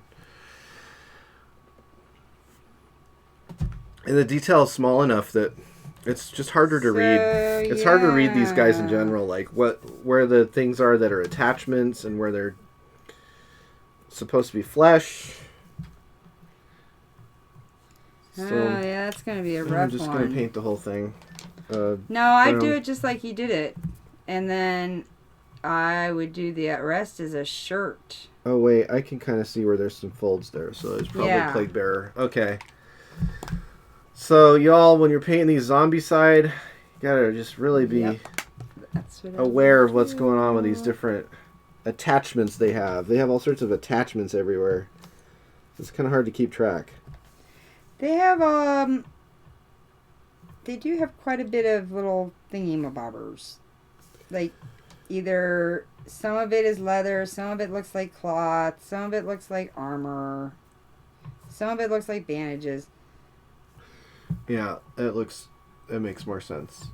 It's just a mask on his, like, the front of his face. That's it. Like just his eyeballs. Yep. Yes, I agree. You know, because we don't. So then he didn't want to be discovered. And over the back of his head. He doesn't want his identity revealed. Exactly. He's like the Green Arrow. Except a zombie. The zombie Green Arrow. Yeah. Yes. Oh, it's a ballista. Oh, yes. Okay, yes, ballista. It's a ballista. That's what I meant. He said it was on the tip of his tongue. He had to look it up. That's totally what I meant. Yes, it's a ballista. Well, we all knew that. Yeah, that's the ticket.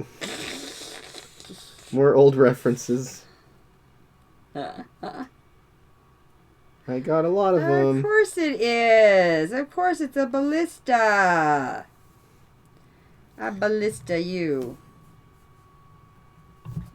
All right, so. Oh, I've got an idea. Do you? Yeah. Uh-oh. No. I got an idea for sound effects for the show. Well, here, do him too then. So I bought because he's like them. Okay.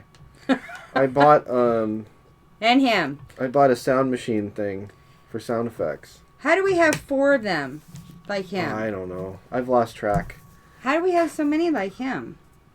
Those all have masks. Those are all like him. I don't know. You're doing all those. I guess I'm doing all those. I'm lining them all up that have the mask. I saw Midway this morning. It's a really good movie. What is it about, Brad?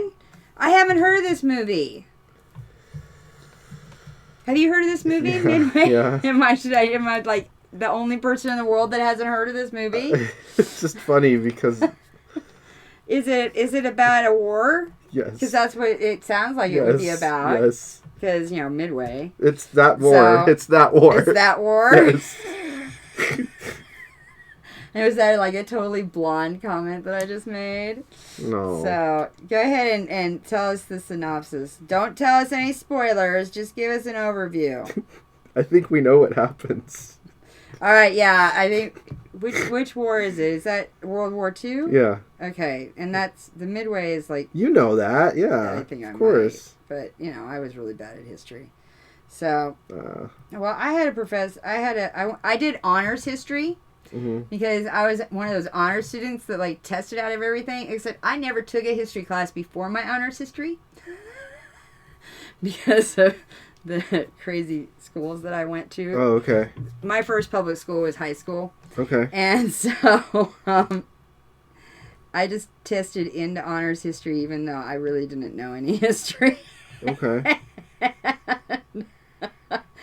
Then honors history was really just all about the Vietnam War because I had Mr. Draper and he was really anti-Vietnam. Oh, so he was kind of obsessed with it. He was obsessed with the Vietnam War. Oh, okay. And so... Well, was it... it was still pretty recent then, right? Well, it was in 1984. The 80s. So in the 80s, yeah, it would have still been recent enough. And so, yeah, there was still a lot of stuff that wasn't declassified yet. Oh. She was like, I'm looking for answers. I mean, technically, we were still in the Vietnam War. I want you to do the research for me. That's right. I mean... Well, I can imagine. That would be very frustrating. If you think about it. It's still very recent history. Yeah, it was very recent history then. Right. It wasn't even really history. I mean, then... It was still happening. It was still happening, right. Yes. And, And I think actually he was supposed to have fought in it. Oh, okay. But didn't. Yeah. As he was one of those conscientious... Yeah. What did they call them? Conscientious objector. That's it. Yeah. Conscientious objectors. Yeah. Yes, the naval battle with Japan in WW2. That's what I thought. Very reminiscent of the black and white W2 movies I watched as a kid. Okay. I loved those movies. I used to watch those all the time with my dad. Okay. With like Henry Fonda and all them.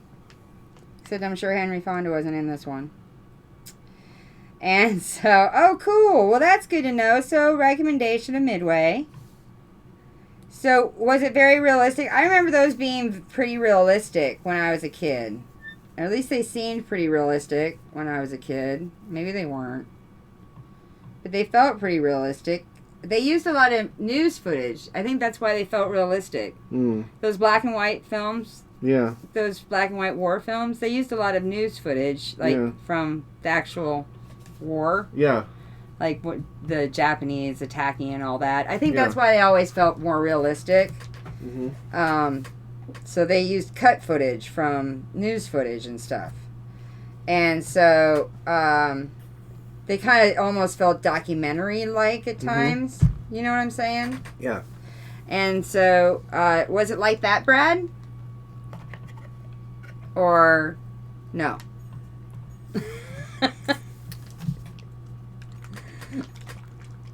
Or am I just putting too much into that?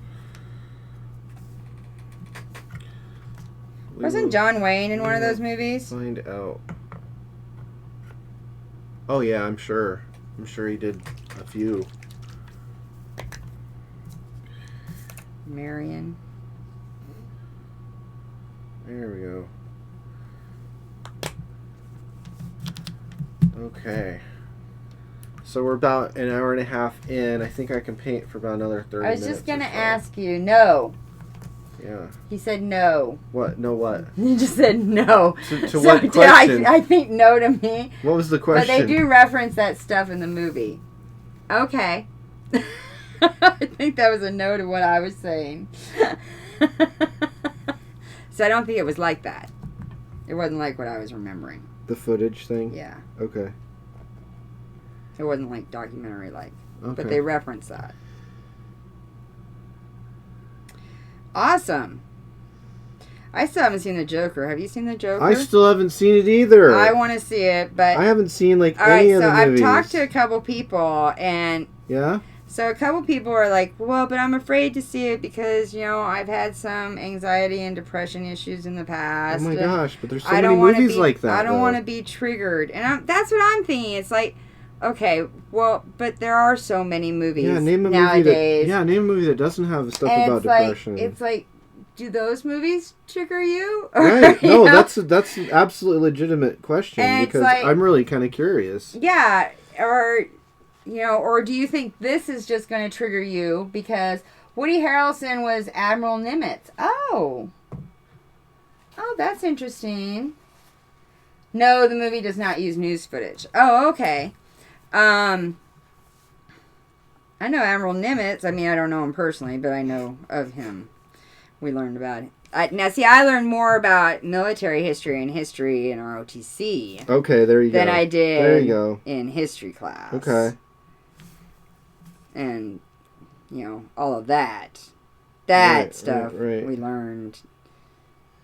Because we had to study, battles and battlefield strategy and all of that. Okay. In ROTC. So. But not ballistas and art ballists. I don't remember did we study that in ROTC? I don't remember studying that in ROTC. Trebuchets. But you know what? Brad and Ryan may tell me I'm wrong that we did study that. So I actually have quite a few, and if Kevin was on here, I have quite a few friends still that I was in ROTC with. And so I gotta say, my friends that I served with are still some of my best friends in my life. They, just like your service in military, they are the ones that stick by you. Cool. So, I have found that to be The truth in my life. So Brad, what branch were you in? I guess you got some of that education from playing D&D. That's awesome. Oh yeah, no, for sure. Yeah, there's definitely some military stuff in there. I think some of the people that started it were, I think either kids of military, family, had family that were in the military, so they knew about the war game stuff. Oh yeah. Probably. And they basically combined that with like their love of Lord of the Rings. Oh yeah, I betcha. Well, because before D&D, there was just basically the war games with the toy soldiers. Right. So they were basically like turning the toy soldiers into like Lord of the Rings. Somebody gave me like the entire history of. You got the D&D history. I mean, I don't even remember all of it, but that was one of the things I remember from it. But he was like. I was just like sitting there listening to the entire whole thing. It was like, whoa. Yeah. It's the whole overview. I thought maybe, because I brought up Gary Con and Gen Con. Oh, okay. So, you know how those are different, two different conventions. And right. One was actually started by, was started by... and they're both in Indiana, though, right? Gygax or however you pronounce it. No, one used to be in Geneva, Lake Geneva. Oh, Gen Con? Yeah, that was the original location of Gen Con. Oh, I had no idea. And that's what he told me. The guy that was telling me about all the D&D stuff was like, oh yeah, I had no idea either. And it was like a convention I had already gone to like the previous year when he told me. Fascinating. And, like, it's kind of important to know this stuff. Yeah. You know, it's good to know the history. Speaking of history, it's good to know the history of that stuff. Yeah, it is. It really is. But I can't remember why they moved it. But when they moved it, they did Gary Con, which is like kind of like, oh, well, this is the original location. I believe is at Lake Geneva that they still do. Oh, okay. In Wisconsin. Right. And I think that's where he's from originally. I don't know. Oh, that's it. I have a brother that lives in Geneva, Wisconsin. It's one of those details. Now, if there's a convention there, I'm going to have to figure out how to get there because I have yet to visit him there. Yeah, Gary Con sounds like it'd be a lot of fun. I definitely need to figure out how to get there. I'd love to have the excuse to go over there to do a miniatures event or something. Oh, I would love to have the excuse to go and see him. He owns a sporting goods store in Geneva. Oh, cool. And, yeah. God, I would love an excuse to go to Geneva, Wisconsin. I had no idea they had a con there. Is it his own location or is it a chain? No, it is a chain, but he owns the chain, and it's his own location. Oh, yeah, wow, he nice. started it. Yeah. Oh wow, that's cool. Yeah. And they have like, I think 3 locations now, and he owns all 3. So we got that snakebite leather. We're rocking the snakebite leather as our second color. For the zombie Clearwater side. Outdoors. If you're in Geneva, Wisconsin, go check out Clearwater Outdoors. And that's the name of the sporting goods store. Cool. So I believe they're also in Wisconsin and Minnesota and Michigan, but I'm not positive about all those states. I know that they're in 3 different states now. Okay.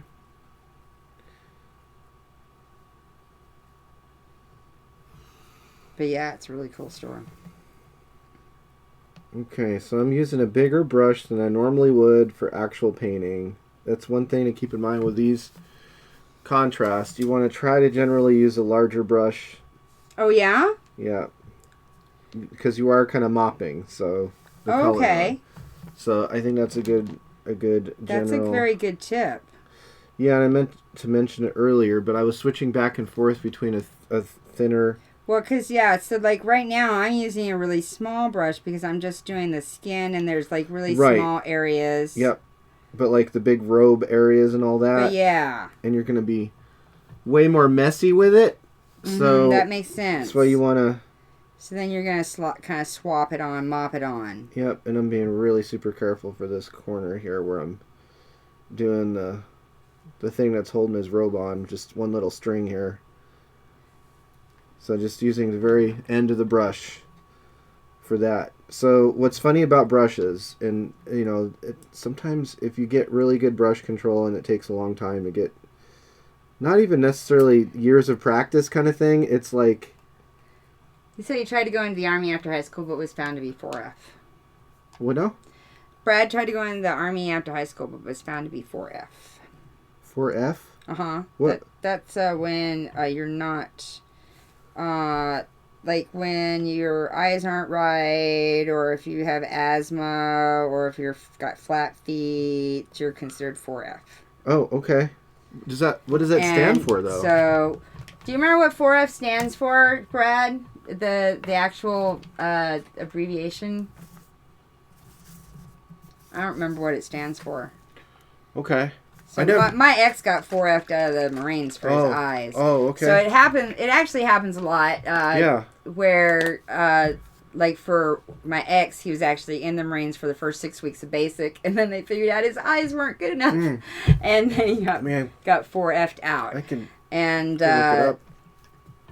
So there are certain medical conditions that will make it so you don't qualify to be a soldier.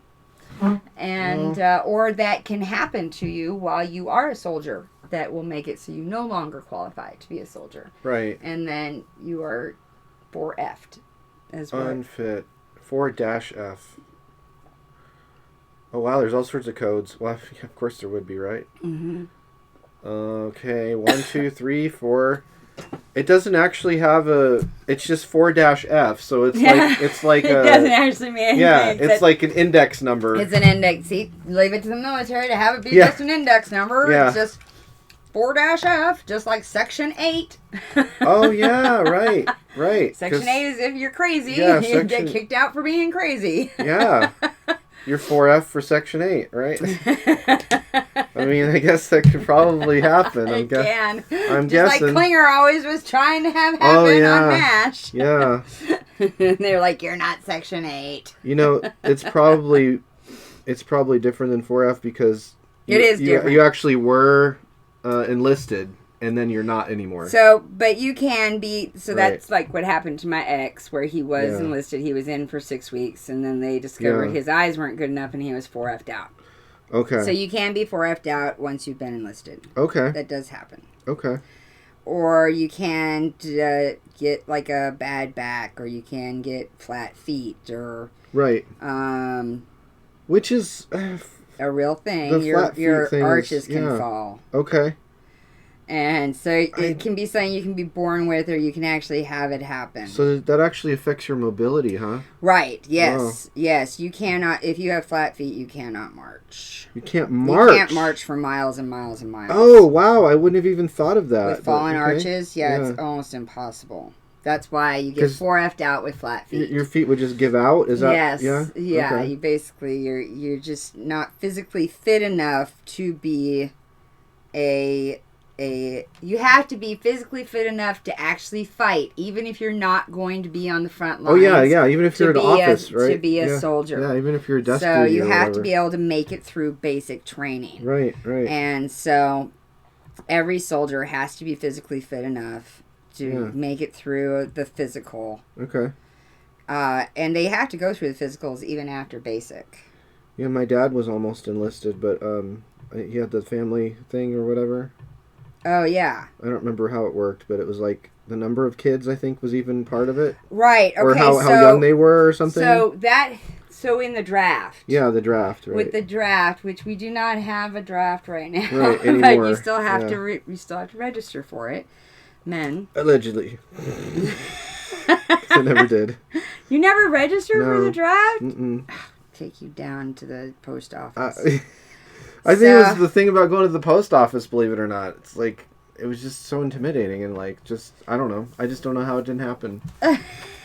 It probably happened when I got my voter's registration, and just that they never sent me anything.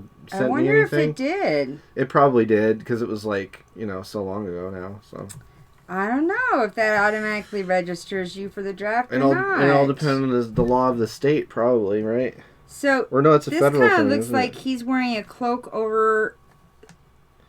It's a federal thing, isn't it? He's wearing a cloak, too. It is a federal thing. Right, so... Anyways, back when we did have a draft, 4F originated in the Civil War and was used to disqualify Army recruits who did not have 4 front teeth with which to tear open gunpowder packages. What? I knew there'd be something like that. Thank you, Brad. 4 front teeth. That's what? awesome. That's where 4F came from. What? 4 front teeth. Hey, all awesome. I want for Christmas. Never mind. Maybe not. I'm okay with my 2 missing. That was awesome. I love that. That's amazing. Even if it's not true, I love it. I don't know if it's true or not, but that's awesome. It sounds true. It sounds true. It does. That's definitely how urban legends happen. Exactly. It sound true. Right? But I'm deferring to Brad. So I'm totally deferring to Brad on that all one. Military matters from now on. That was awesome. Yes. Including military technology, including, if not especially, military technology. That's perfect. So, Brad, are all your guys going to be red shirts? I'm just wondering. Your Star Trek dudes. Yeah, I would love to paint them all as red shirts. That would be really funny. Well, you had to have at least 1 or 2. That would be shirts. No, wouldn't that be funny if they were all red shirts? Well, actually, it would, because then you could play against me, and you wouldn't have to worry, since you always lose when you play against me. You could just blame it on the red shirts. Blame it on the red shirts. That would be fun. That would be so much fun. All right, look how many of these guys already got. I know, we're getting through it. Yeah. So I'm going to finish up these guys, and I'm going to have to head out for today. Okay. But we can definitely... I will continue to prime. Okay. So that next show we have more ready to go. Okay. Yep. And maybe I'll even get some extra Plague Bearer on there. Okay. Another layer? Yeah, I'll work on it, hopefully. I'll attempt to. I was going to say something and I forgot what I was going to say. Must not been too important. This snake bite is going on really nice. Oh, I'm so glad. Yeah. I'm glad I went and picked that up then. I haven't messed with it yet, but I can see why it's the most popular. Like whenever I almost always see that it's sold out whenever I'm there. Going to pick up some more paints, yeah. Yeah, I went in and John? Paul? Dave. Dave. I had it wrong last time. I could have the away team find a bunch of dead people in there all in red shirts. Yeah, that would be great. That would be awesome. That would be awesome. I would love to be a part of that campaign. That would be pretty good. Particularly the painting of the guys. We definitely got to do that. Yeah. For sure. Yep. Everybody, I'm open for commissions. I would be happy to paint all of your crew members as red shirts. Let's see. So that would be a challenge I would love to I think we talked accept. about that on our birthday week. We were going to go ahead and do the stream. The Happy Miniatures on your birthday. Do you remember us talking that? My birthday is not on a Friday. No, it's on a Wednesday. That's right. So. And you were going to maybe let your class out early and then come here? Yes, that's a possibility. Yes, that was a possibility. Hey, so if you're in Dane's class and are watching, which you totally should be. I mean, because I think I could convince him to give you extra credit if you watch our show. It'll be a work day too, so look at that. So they'll probably leave early anyway. So. That's right. So on work days, that's usually what happens. So December 4th, you might just get out of class early. Dun, dun, dun. But bring your teacher an apple because it's his birthday. Yeah, I don't eat apples, though. Oh, okay. Don't bring him an apple. Bring him a banana. Persimmon. Bring me a persimmon. A persimmon. Yeah. Ooh, fancy pear. Going for the obscure. Yeah, exactly. It's like a fancy pear. Yeah, That's a really good way to describe it. Like, I was trying to think of what the flavor was because I had a persimmon for the first time in my life 2 years ago, and I still remember. Oh yeah, they taste good. Still remember when they're in really good quality because I got some at the dollar store and they were not as good as I remember. You found a persimmon at the dollar store? Yeah, believe it or not, yeah. I saw somebody post about it. You need like a Harry and David persimmon. Ooh. I don't know what Harry and David... I've heard of that, but I don't know what You've never had Harry and David fruit? I probably have. I just didn't know it. Oh, hi, Ryan. Now we definitely have a military expert as well. Now we have 2 military experts. Awesome. Hey, Ryan, did you know that 4F originated in the Civil War and was used to disqualify Army recruits who did not have 4 front teeth with which to tear open gunpowder packages? Ha! Wow, that was a mouthful. According to Brad. According to Brad. We're going off of his expertise. But yeah, so. he's our military expert right now. Yeah. He's on the staff as a military expert, so let's just make that happen. So, yeah. He might as well be the producer, too, while he's at it. We're working on that, right? Yeah, we are working on it. Because then we could show you a slideshow right now. We had a producer. Yeah. Of all our little miniatures. How far along we've gotten. Exactly. But no, we don't have anybody who could work the computer right now while we're painting. So, we don't have that third person. But so it could happen. On our birthday week, we do have a special miniature show on the 4th. And then we have a pajama party show with the girls. And, who knows who else might show up. We might have some pop-ins. Okay. Haven't figured out who all. It's a snooty pair. Yes, a persimmon is a pooty pair. A snooty pair. It's going to be a onesie / pajama party. Cool. On my birthday, which is the 5th. Right. Yeah, and we're going to play classic board games. Yeah. Okay. Not modern board games, classic board games like Clue. Oh, cool. Yeah, and Risk. Like Clue. And Monopoly and maybe Monopoly. Yeah, Monopoly takes all night. Or like now, right? I'm sorry. Yeah. So some classics. Cool. But maybe some classics with some twists. Like Clue, Lost in Las Vegas. Ha ha. Oh, okay. Or like Life, Midlife Crisis. Is there a real midlife crisis Clue? Yeah, there's a midlife crisis life, yes. Quarter century. Huh. Yeah. So did it just come out, or is it? It came out last year, actually. I think I kind of remember that. Yeah, we did a show last year of it, but I think it bears repeating. Okay. And so it's actually one of our more popular ones, and we actually might do a couple of different Clues. We might do the original Clue and the new Clue, and we might. We're debating. So y'all, I'm sure y'all have seen this because it's on Facebook and social media everywhere. So have you seen that Hunt a Killer thing? Yes, I have. Where, once a month it sends you new evidence and stuff. I've totally heard of that, yes. All right, so we're totally thinking about maybe getting this and doing this and starting it off on my birthday. Because they do seasons, right? Right. Yeah. So where you get something each month. Right. And so it's a lot like CSI in a box. Right. Yeah.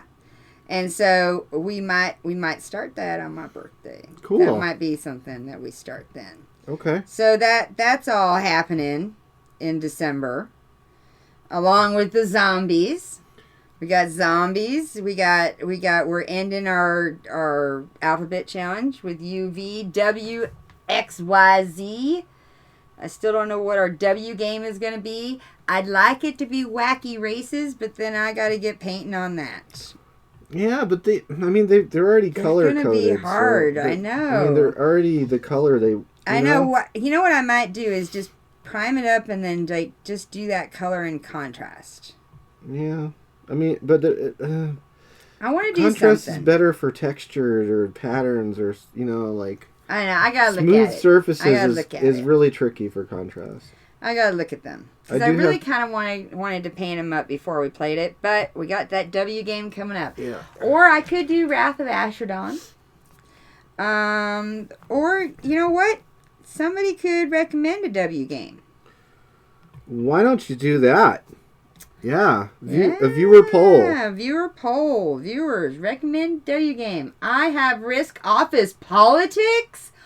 Brad. What? There you go. Do you have a onesie, Brad? Because if you have a onesie, we might just invite you and your Risk Office Politics. You could always just borrow one, too. That's true. I do have like 5 of them. There you go. I don't know. He's pretty tall. I'm not sure if I have one that will fit him. I might. I got a big moose. You could be a pretty good moose. Right. Well, God, we might just have to invite single guy to... God, no. Single guy. God, no. Does that mean God, no, you don't own a onesie, or God, no, you won't wear a onesie? Is that Brad's nickname, Single Guy? Yeah, that's really? Brad's nickname, Single Guy. Okay.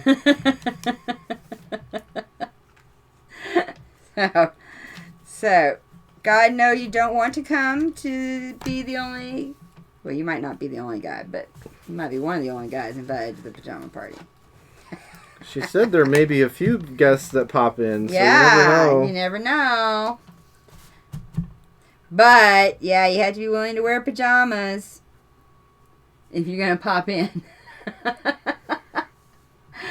So, at least, if not a onesie. So, both. Oh, well, that's too bad, Brad. Huh. Guess single guy's not going to be there.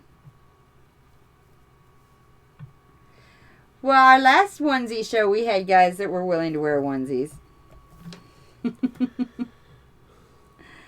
So. All right, we are on our end game here. Yeah. Actually, I found kind of a moo-moo thing at Walmart. Uh-huh. Really? So that means you bought it? If you found it, that means you bought it, right? Or you just saw it? No, I think you just found it. Oh, just witnessed? You just witnessed it. Exactly. That it was there? Yes. Ah. He witnessed it. All right. These are looking good here. Yeah. So, let's see, how many have we gotten 2 coats on so far? 2 coats? You know, 2 colors. Oh, 2 colors.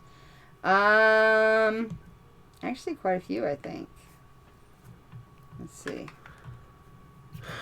Yeah, it looks like, well, yeah, I brought in more than one whole row. So we've got 3, 6, 9, 10. We've got 10 of them.